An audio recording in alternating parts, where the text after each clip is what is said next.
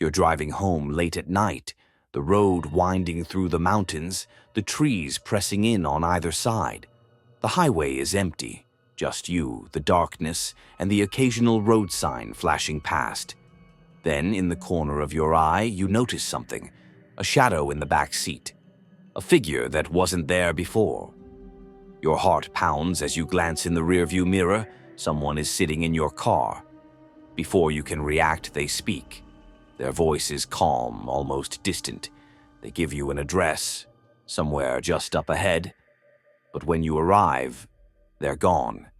This is the legend of the vanishing hitchhiker, not just a ghost that waits by the roadside, but one that rides alongside the living, appearing out of nowhere and disappearing without a trace. Could it be the lost soul of someone who never made it home, or something much darker?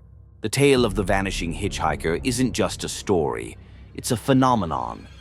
From the misty back roads of Kentucky to the winding mountain highways of West Virginia, countless drivers have reported picking up mysterious passengers who seem just as real as you or me until they disappear. One of the oldest and most chilling accounts comes from the Blue Ridge Parkway in North Carolina. In the 1940s, a man was driving home through the mountains when he noticed a woman in a pale blue dress standing by the road. She was soaking wet as if she had just climbed out of a river. Feeling sorry for her, he pulled over and offered a ride. She thanked him, speaking softly, and gave him an address. But as they neared the destination, he realized the car had fallen silent. When he turned to look, the woman was gone. Only the seat where she had been sitting was damp, a small puddle of water where her body should have been. This isn't just an isolated story. The vanishing hitchhiker has been reported for generations, with different versions across Appalachia. In Tennessee, a man recalled picking up a young boy wearing a Letterman jacket on a cold autumn night. The boy was quiet, only giving brief directions toward his home. But when the driver pulled up to the house, the boy was gone. When he knocked on the door, an elderly woman answered. Her eyes filled with tears as she told him, "My son, he died in a car crash on this road 20 years ago." Another report comes from the coal mining towns of West Virginia. A group of friends was driving home from a night out when they spotted an old man walking along the highway. He was wearing tattered clothes and looked exhausted. They pulled over and he climbed in without saying much. As they drove, the radio flickered with static and the air inside the car turned ice cold. Then, just as they passed a cemetery, he vanished.